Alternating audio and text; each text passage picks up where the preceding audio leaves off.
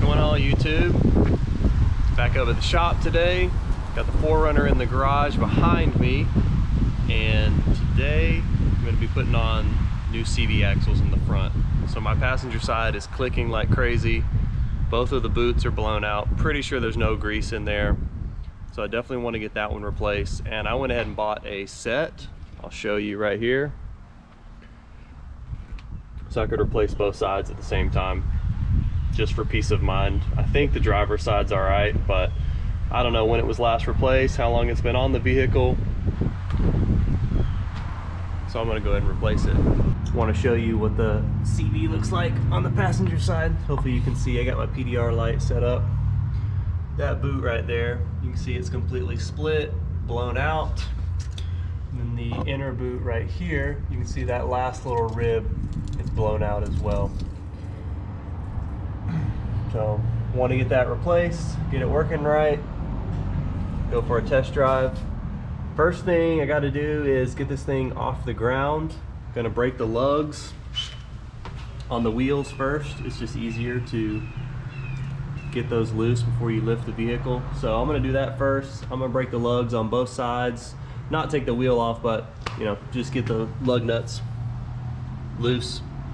And then I'll lift it up, put some jack stands up underneath here on the frame, and get going.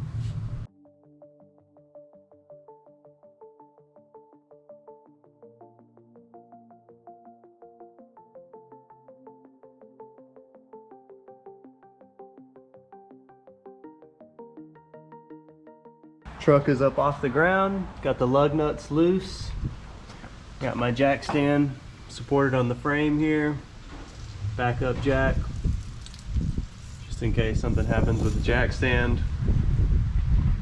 Gonna take this wheel off next. Wheel is off. Next I'm gonna peel back this little hub cover. I'm gonna try and get a thin flathead, tap that in there, and try not to bend this up a lot, and pop that off to reveal the axle nut.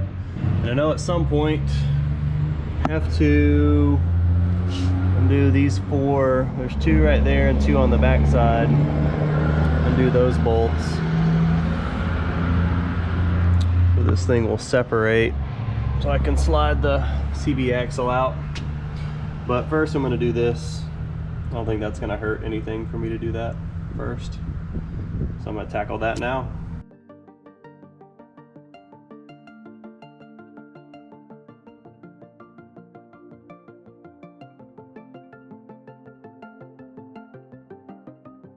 The hub cover's off, revealing this cotter pin and the axle nut.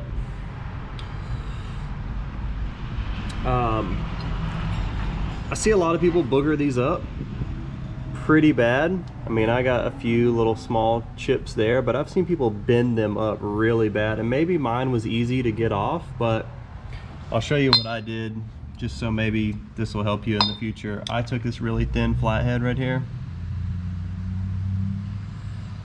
and wedged it along this ridge and tapped it with this hammer. And then what I did was spun the wheel and kept tapping along. So like once I got my initial gap created, I just went like maybe inch by inch, and I would tap the flathead in, go another inch, tap the flathead in, tap the flathead in, all the way around. Then when I had a big enough lip, I took this little pry bar that was at the shop and just pried like this all the way around, slowly prying it. And then that way this thing doesn't get all bent up. You can put it back on and not have it look like doo-doo. So hopefully that helps you. I'm gonna keep moving forward here. Take this cotter pin out, get the axle nut out.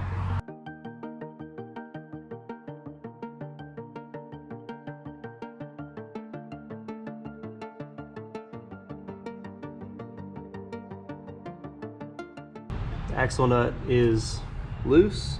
I can't really spin it with my finger yet, but it is loose. Wanted to take a second to show you how I did this. So I put my some lug nuts on to create a place to wedge, And this is actually the handle of one of the jacks. And then I put this jack stand here to create some leverage, so when I'm turning this thing to the left to loosen it, it wedged onto this, and that held the hub in place. And then I have my breaker bar here, which was not long enough, so I took the handle of another jack and put that together so I could create a really long leverage point. Once I did that, the axle nut came off very easily, or loosened very easily. So it started. I'm going to go ahead and remove the axle nut, and then remove those lower. I'm going to go ahead and remove the axle nut and then remove those lower bolts on the control arm, so I can create some separation for the new CV. Got the axle nut completely removed. Now I'm going to remove these 4 14mm. There's one right there, one right there, one on the back side, and one right there. So there's 4 14mm bolts. I'm using the jack stand for the 4Runner to push the upper control arm down, and that'll help get these bolts out, create some space. So I'm gonna go ahead and remove those now.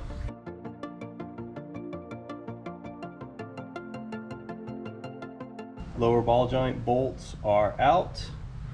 Gonna take the bottle jack out, and then I'm gonna try and swing this out and get this end of the CV axle out.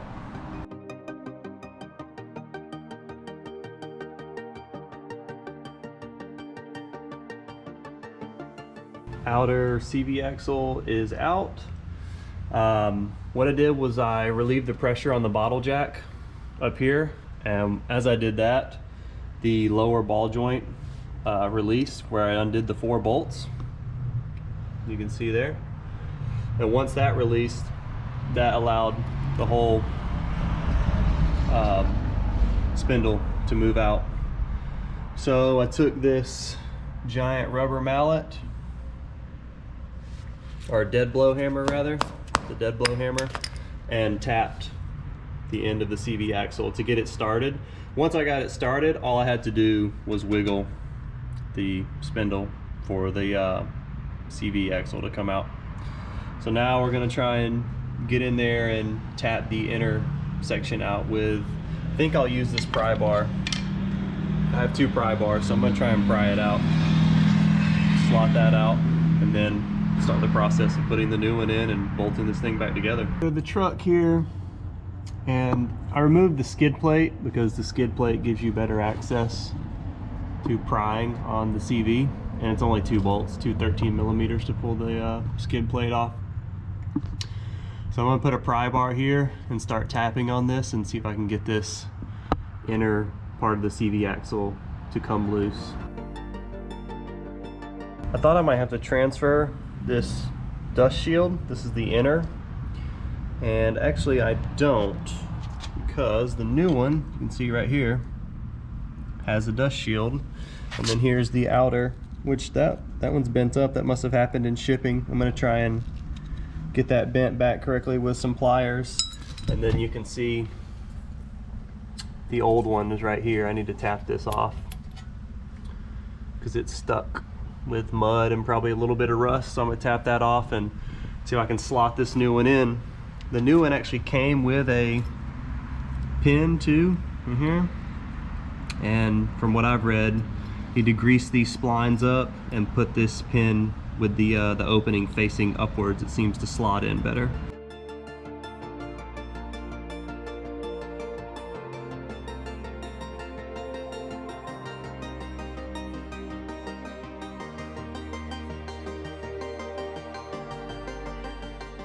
Intersection of the CV axle is in.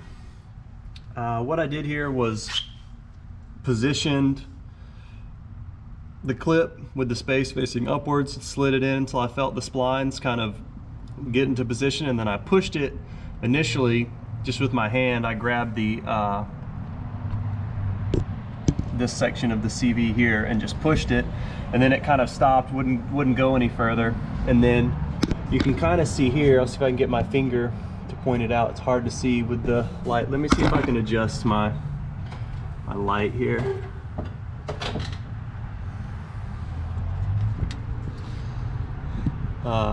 Right here, there's a little notch and a lip, and those are all around this CV. So what I did was I took my pry bar and put it right there on the notch and then tapped it with a hammer, and then the CV clicked into place. So I can wiggle this now, and it has, see, it's not coming out, it's clicked in, so it's locked into place. So it's fully sealed up now, and the next part is to get the outer section on. CV axle's in, so if I can show you the back side here. Let me come from the other angle with the light shining. You can see the dust cover pairs up nicely. Everything's slotted in. I haven't tightened anything down yet. I got to put the bottle jack up top here. It'll push the control arm down, and that'll give me room to mate the lower ball joint surfaces, again with those 14mm bolts. And I have Loctite. You definitely want to use Loctite here so these don't come out. So I'm using blue Loctite, and then we should be done. So I'm going to put the bottle jack, crank this thing down a little bit just so I can create some contact. Then I will put those bolts in. I'll tell you what the torque spec on those is. I don't remember right off the top of my head. I'm gonna have to look it up. And then I believe the axle nut gets torqued to 176 foot-pounds of torque, or 179. It's pretty high. So I have the torque wrench, and we'll get that taken care of, and we'll be done on this side.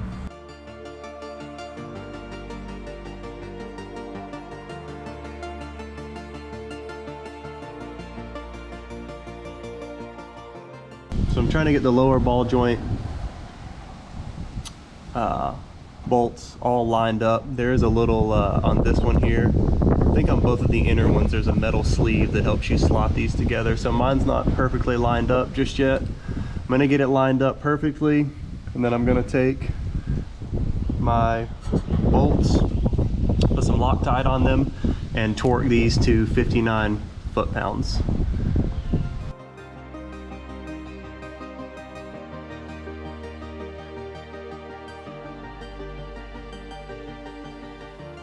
Got the lower ball joint bolts torqued, 59 foot-pounds.